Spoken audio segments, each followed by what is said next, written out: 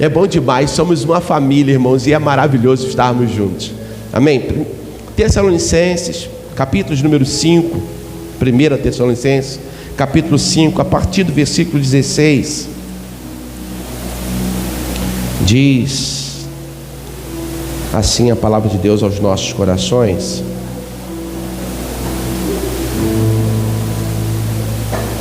alegrem-se sempre, orem continuamente, deem graças em todas as circunstâncias, porque essa é a vontade de Deus para vocês em Cristo Jesus. Não apaguem o espírito, não tratem com desprezo as profecias, mas põem à prova todas as coisas. Fiquem com o que é bom e afastem-se de toda forma do mal. Essa palavra de Deus, o Senhor traz aos nossos corações. Vamos ler ainda o versículo, até o versículo 23, que o próprio Deus de paz os santifique inteiramente, que todo espírito, alma e corpo de vocês sejam preservados e irrepreensíveis na vida do nosso Senhor Jesus. Aquele que os chama é fiel para isso. Bem, o tema da mensagem, como nós já temos dito, é discípulos excelentes. Vamos repetir, vamos lá, todo mundo, 1, 2, 3, discípulos excelentes. Irmãos, às vezes nós não temos a maturidade para ser um pai na fé de alguém. Outras vezes não temos maturidade para sermos discipuladores, não é verdade? Para termos discípulos e cuidar dele. Talvez você não tenha maturidade ainda para ser um líder de célula, para cuidar de um pequeno grupo.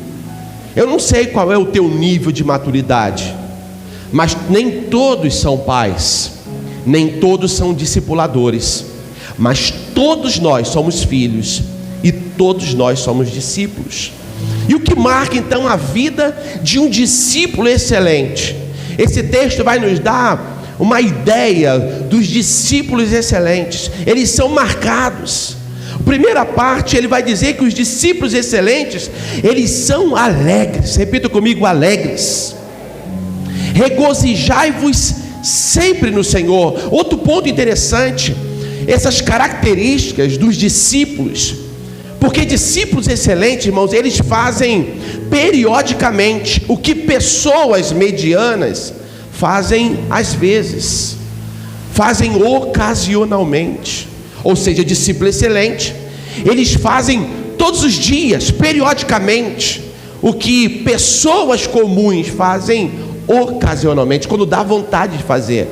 Então a alegria, que é a primeira característica de um discípulo excelente, ela não é algo para ser sentido, desejado, feito, sabe, quando as coisas vão bem. Quando você vai no casamento, quando você vai no aniversário de 15 anos, quando você ganha um dinheiro melhor, quando você recebe pagamento. Não, a alegria do crente, ela não pode ser pautada nas circunstâncias. A nossa alegria, ela não pode ser baseada nas coisas do momento. Esse texto nos sugere que a alegria do crente, do discípulo de Deus, ela está no relacionamento que ele tem com Deus, independentemente das circunstâncias. Há um louvor antigo que faz que a paz que eu sinto em minha alma não é porque tudo em mim vai bem. Essa paz que eu sinto em minha alma é porque eu amo o meu Senhor. Você está entendendo? A alegria do crente, ela é contínua, não porque está tudo indo bem, está tudo correndo às mil maravilhas, não, porque ele tem prazer de estar com o Senhor. Essa é a base, é a alegria do crente. Há um texto no livro de Eclesiastes, livro de Abacuque, no capítulo 3, que diz que ainda que a figueira não floresça, ainda que não haja fruto na videira, ainda que o produto da oliveira minta, e nos currais não haja gado, no celeiro não haja mantimento, todavia eu me alegrarei no Senhor e exaltarei o Deus da minha salvação. Você está entendendo? O que o texto nos sugere é que nós devemos nos alegrar. O apóstolo Paulo vai também nos ensinar em Filipenses, no capítulo 3, ele vai falar assim: olha, eu não canso de dizer para vocês, alegrem-se no Senhor. No capítulo 4, versículo 4, ele vai dizer assim: olha, eu digo para vocês outra vez, alegrai-vos sempre no Senhor. Irmãos, a alegria é no Senhor. O apóstolo Tiago vai ensinar que nós devemos nos alegrar até na tribulação. Não é alegrar da tribulação, é na tribulação. Se alegra. A alegria do crente, ela está no Senhor. Então ele não tem por que ficar triste, angustiado, desesperado, sabe, passar dificuldades e abatê-lo. Não, ele está alegre no Senhor, independentemente do que acontece. Ele pode estar comendo bife ou peixe frito, ele pode estar comendo peixe frito ou ovo cozido, ele continua alegre no Senhor. Então a primeira marca, a primeira característica de um discípulo excelente, ele é alegre. Repita comigo: alegre. Segunda marca de um discípulo excelente, eles oram. Isso aqui é muito sério. O texto vai dizer aqui no versículo de número 17, orem continuamente. Na versão Almeida Revista e Corrigida diz: orai sem cessar. O discípulo excelente, ele tem uma vida de oração. Ele não ora quando a situação fica ruim, contrária, não. A vida dele é de oração, independente das circunstâncias. Pode estar tudo indo certo, bem, ou pode estar tudo dando errado, ele continua em oração. Quando eu leio o livro de Daniel, no capítulo de número 6, quando Daniel, ele recebe uma carta, um edito, sabe, onde ele era proibido de orar. Ele foi proibido. O que esse homem fez? Ele vai para o quarto dele para orar. Mas quando você continua lendo o texto, parece que é uma afronta, né? E Daniel foi para o seu quarto em cima, e ele, no seu quarto que dava para Jerusalém, ele fecha a porta, ele se ajoelha, ele ora ao Senhor. O texto parece que, quando você começa a ler, parece que ele foi afrontar. Não, ele não está afrontando o império. Quando você continua a leitura, vai dizer assim: porque antes, como antes costumava fazer. Ele não foi orar porque estava proibido, não. Ele tinha prazer de orar enquanto não era proibido. Tem gente que só gosta de fazer quando é proibido. Você quer um exemplo? Estamos na época da pandemia. Muita gente estava reclamando que as igrejas estavam fechadas. E aí no Facebook: que saudade dos meus irmãos. Agora a igreja foi aberta. Você está em casa por quê? Por que você está em casa, varão? Diz para mim. Por que você está em casa, varão abençoada? Tem gente, irmãos, que estava reclamando que ele estava fechado. Agora abriu. Houve uma flexibilização aí para que vocês pudessem cultuar. Só que tem gente que continua em casa. Irmãos, o crente, ele ora independente das circunstâncias. Ele não ora porque está tudo indo certinho. Não, ele ora porque ele precisa orar. Porque se ele não orar, ele está frito. E ele precisa orar. Então, discípulos excelentes oram, têm prazer em estar aos pés do Senhor, são persistentes, regulares em fazer oração, e fazem da oração um refúgio seguro. Eles tornam conhecidas suas necessidades a Deus por meio da oração, da súplica, sempre com ações de graça. Então, discípulos excelentes oram. Terceira característica do discípulo excelente, conforme o texto aí de Tessalonicenses, versículo de número 18: deem graças a Deus em todas as circunstâncias, porque esta é a vontade de Deus. Terceira característica: discípulos excelentes são gratos. Repita comigo assim: são gratos. Gente, sabe o que é ingratidão? É quando a gente recebe algo de alguém e a gente desvaloriza, sabe, essa coisa essa bênção que a gente recebeu. Nós recebemos o dom da vida. Eu já ouvi algumas pessoas falar assim: eu não pedi para nascer. Sabe qual é o nome disso? O nome disso é ingratidão. É ingratidão por aquela que gerou você, por aquela que esteve que carregou você no ventre, que te amamentou, que passou dias e noites acordados por tua causa, que levantava 4 da manhã para pegar número no hospital, para poder pegar número, para poder fazer a consulta para você. Pessoas que deixaram de viajar, de conhecer o mundo por tua causa, e agora você fala assim: eu não pedi para nascer. O nome disso é ingratidão, seu ingrato. Você não tem a marca de um discípulo excelente. Discípulos são gratos. Ele agradece a Deus. Ele agradece a Deus comendo aquela picanha maturata, sabe? Aquele negócio de crente, que crente gosta, né, irmão? Crente gosta do mistério do Comanaraçai. Então, ele agradece comendo aquela, sabe? Mas ele agradece também comendo aquela linguiça calabresa picadinha, feito um molhinho ali. Ele agradece: Senhor, muito obrigado. Ele agradece comendo um ovo frito, e ele agradece comendo miojo. Ele é grato, irmãos. Senhor, muito obrigado pelo pão de cada dia. Oh, Jesus, coisa linda. Jesus, quando estava junto com os seus discípulos e o povo estava com fome, Jesus, ele pediu para que os discípulos dessem de comer, e eles não tinham. E aí apareceu de repente um e falou: Senhor, não temos nada a não ser 5 pães e 2 peixinhos. Diz a Bíblia que Senhor Jesus pegou os 5 pães e 2 peixinhos, mandou o povo sentar sobre a relva. Os discípulos organizaram o povo sentadinho, e diz a Bíblia que Jesus deu graça e depois mandou distribuir para o povo. Irmãos, a gratidão faz multiplicar as bênçãos sobre nós. Tem gente que recebe o salário e meio que amaldiçoa: só isso, essa bicharia. Irmão, seja grato. Seja grato. Precisamos ser gratos ao Senhor. Já percebeu que a pandemia acabou e você sobreviveu à pandemia? Acabou não, né? Tá assim, foi politizado o negócio, mas está acabando. Em nome de Jesus. É profético esse negócio. A pandemia está acabando e você está bem, você está vivo. Quantas pessoas morreram, não suportaram a pandemia? Tem que haver gratidão, irmãos. Nós precisamos ser gratos. E a marca de um discípulo excelente é que ele é grato ao Senhor. Ou seja, o apóstolo Paulo vai nos ensinar em Filipenses 4,13: tudo posso naquele que me fortalece. Quando a gente lê esse texto, parece que tudo estava indo bem para Paulo. Não, irmão. Paulo estava dando testemunho de que ele sabia ter muito e sabia ter pouco. Ele sabia, ter fartura e sabia passar necessidades, mas ele era grato. Tudo ele podia no Senhor que o fortalecia. A ingratidão é uma característica pessoal dos incrédulos. Estes nunca estão satisfeitos com nada, e por isso só reclamam e atribuem a Deus os seus fracassos. O apóstolo Paulo vai dizer em Timóteo, diz que nos últimos dias viriam tempos difíceis, para descrever a natureza selvagem das pessoas, possuída por uma espécie de um demônio da ingratidão.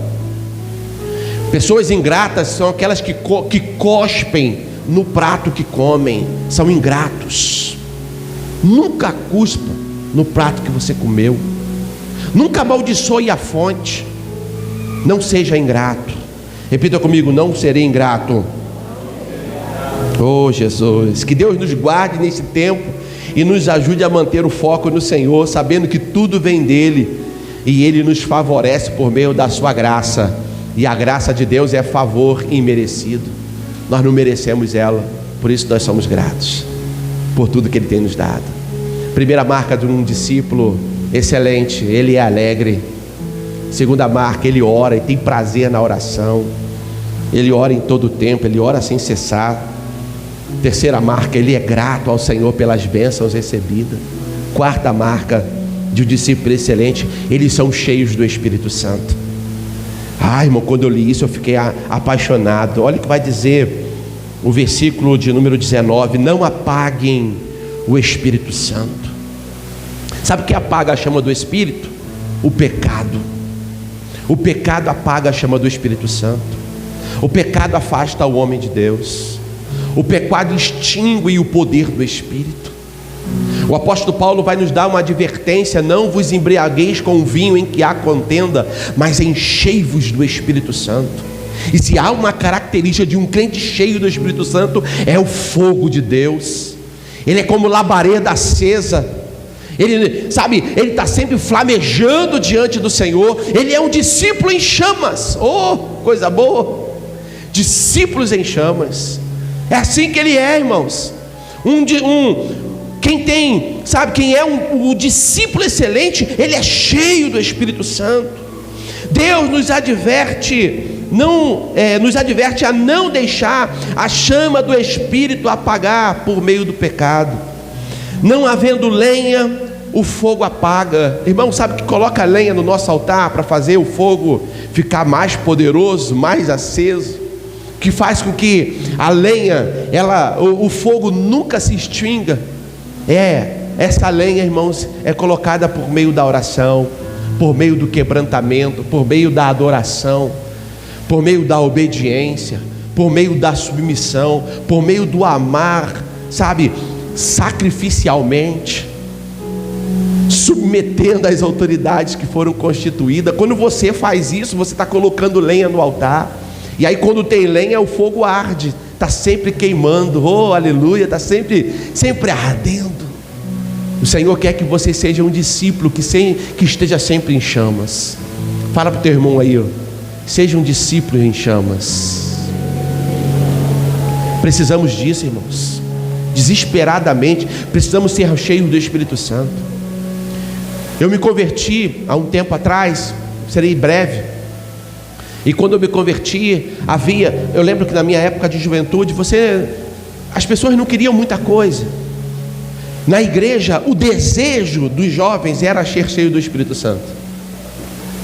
Quer ver um jovem ficar decepcionado? Era ele buscando, orando, e o amigo dele era batizado com o Espírito Santo, ele não. Havia uma tristeza, uma inveja santa, porque havia o desejo continuado de ser batizado no Espírito Santo. Irmão, era prazeroso, você sabe, eu sou batizado com o Espírito Santo, mas esse batismo você não precisava falar que era. Isso era notório na igreja, isso era notório nas reuniões domésticas, era notório nas casas, no trabalho. As pessoas tinham prazer de falar em línguas, elas tinham prazer na intimidade com o Espírito Santo. E aí quando eles eram batizados, eles corriam atrás dos dons. Ah, Senhor, me conceda dons. E aí daquela galera avivada pelo poder do Espírito, nasceu muitos evangelistas, muitos pastores, homens de Deus, mulheres de Deus. Por quê? Porque eles foram avivados do poder do Espírito. Eu me preocupo com a nova geração de crentes. Eu me preocupo com a nova geração de crentes que não participou disso, que não sabe o que é passar uma noite em oração para dizer: Senhor, aviva a tua obra, aviva teu povo, encha os teus filhos com o teu Espírito. Irmãos, eu me preocupo com isso. Havia cultos matutinos, começava o culto 5 horas da manhã. Sabe o que o jovem fazia? 5 horas da manhã estava na igreja, de joelho dobrado. O Senhor batiza com o Espírito Santo. Quem já era batizado orava por quem não era. Quem já era batizado orava: Senhor, agora me usa, Senhor, me usa na palavra, me usa no discernimento, Senhor, me usa nos dons da cura, me usa nos dons da operação de maravilha, me usa em profecia. Ah, irmãos, era um mover extraordinário. Vamos trazer de volta essa chama, irmãos. Não deixa o fogo do Espírito Santo apagar. Valoriza o Espírito Santo, não despreza ele. Eu sei que vocês gostam. Hoje nós temos muitos entretenimentos, naquela época nós não tínhamos. Na minha época de juventude era pipa e bola, bolinha de gude, embora tinha bastante entretenimento, né? E o entretenimento nosso sempre envolvia o outro, porque era pipa, bola de gude, pique bandeira, pique lateral. Eu acho que eu sou meio velho, né? Eu estou no grupo de risco. Irmãos, era tão legal. Então, mas quando escurecia, poucas casas tinha televisão. Então você ia para a tua casa e a gente brincava de quê? Culto no lar. As crianças, os jovens, eles eram os pastores. Os irmãos mais novos eram os discípulos. E ele pregava do jeito dele. Era assim que a gente fazia. O Espírito Santo foi trabalhando ali, preparando uma geração de discípulos. E eu creio que o Senhor está preparando uma geração de discípulos que vai impactar o mundo em nome de Jesus. Você não veio aqui à toa, você não ouve essa palavra à toa. O Espírito Santo está conduzindo o teu coração nessa palavra para te despertar para um tempo de avivamento em nome de Jesus. Discípulos excelentes, eles são cheios do Espírito Santo. Discípulos excelentes também são apaixonados pela palavra de Deus. Discípulos excelentes são amantes da palavra. Versículo 20 do capítulo 5 de Tessalonicenses vai dizer para nós: não tratem com desprezo as profecias. A maior profecia, irmãos, está aqui, a palavra de Deus. Essa é a maior de todas as profecias. Tem muita gente hoje correndo atrás do eu te digo, eis que eu te digo. Irmãos, essa palavra, eis que eu te digo, pode ser uma palavra do céu, ou pode ser uma palavra do inferno. Sabe como é que você vai saber se ela é de Deus ou não? Se ela estiver pautada nessa palavra. Você não precisa do eis que eu te digo, porque o Senhor já disse para você a palavra dele. Nós precisamos examinar a Escritura. Nós precisamos analisar o que está escrito nessa palavra. Essa palavra, ela é poderosa. Essa palavra transforma a vida. Essa palavra muda caráter. Essa palavra, irmãos, nós precisamos ser amantes dessa palavra. Olha o que vai dizer em João 5,39: vocês estudem cuidadosamente as Escrituras, porque pensam que nela vocês têm a vida eterna. Elas são as Escrituras que testemunham a meu respeito, diz o Senhor Jesus. Ele está mandando a pessoa examinar a Escritura. É nela que vai dizer a respeito do Senhor. Nela está o nosso passado, o nosso presente, o nosso futuro. O Senhor está apontando o caminho para nós. Valorize a Escritura, valorize a palavra, medita na palavra. Eu acho interessante quando Josué, prestes a fazer o povo herdar a terra de Canaã, ele vai ouvir de Deus uma palavra diretiva, lá em Josué capítulo 1: não te mandei eu, esforça-te e tem bom ânimo, não pasme, não se assuste diante dessa grande multidão. Esforça-te, Josué, procura aplicar a palavra de Deus, procura aplicar, medita na lei dia e noite, para que tenha cuidado de fazer conforme tudo quanto nele está escrito, e então prudentemente te conduzirás. Na versão atualizada, você será bem sucedido por onde quer que você andar. Irmão, nós temos que ter prazer em meditar na palavra de Deus. O discípulo, ele tem como a primeira característica de um discípulo excelente: ele é alegre. Repita comigo: alegre. Segunda característica do discípulo excelente: ele ora. Diga assim: eles oram. Terceira característica: eles são gratos. Vamos lá, gratos. Terceira característica dos discípulos excelentes é que eles são cheios do Espírito Santo. Está meio fraco esse negócio, não está tão cheio não, né? Vamos lá. Discípulos excelentes são cheios do Espírito Santo. Agora vocês estão mais cheios um pouquinho. Mais uma característica: discípulos excelentes são amantes da palavra. Diga assim: são amantes da palavra. Glória a Jesus. Eles valorizam a palavra de Deus, eles examinam essa palavra, porque para eles a palavra é valiosa como um tesouro precioso. Por isso eles guardam no seu coração. Escondi a tua palavra no meu coração para eu não mais pecar contra ti. Amém? Mais uma característica: discípulos excelentes são sábios. Olha o que vai dizer o versículo 21 desse texto de Tessalonicenses 5: mas ponham à prova todas as coisas e fique com o que é bom. Você está entendendo? O discípulo excelente não come qualquer coisa. O discípulo excelente não é guiado por qualquer ventinho. O discípulo excelente, ele não vê qualquer brilho e confunde achando que aquilo é ouro. O discípulo excelente, ele vai para a palavra, ele vai analisar a palavra. Por quê? Porque aquilo pode ser ouro de verdade, mas pode ser ouro do tolo. Então o discípulo excelente, ele é sábio, ele julga todas as coisas e ele vai reter apenas o que for útil, o que for bom para ele. Nem toda comida que é bonita aos olhos, ela faz bem para a gente. O discípulo excelente, ele é tão sábio que ele não precisa comer uma comida para dizer se ela é boa ou ruim. Ele se guia pelos que os outros também falam, a experiência dos outros. Você está entendendo? As pessoas comeram, perceberam que ele é ruim, faz mal. Ele não precisa comer para passar mal, para poder ter a sua própria experiência. Não, ele sabe que não vai fazer mal. Por quê? Porque o outro já comeu e disse que faz mal. Ele é inteligente, cara. Ele poupa tempo por isso. São discípulos excelentes. Discípulos excelentes são sábios. Olha o que vai dizer Filipenses 4:8. Finalmente, irmãos, tudo que é verdadeiro, tudo que é nobre, tudo que é correto, tudo que é puro, tudo que for amável, tudo que for de boa fama, se houver algo excelente ou digno de louvor, pense nessas coisas.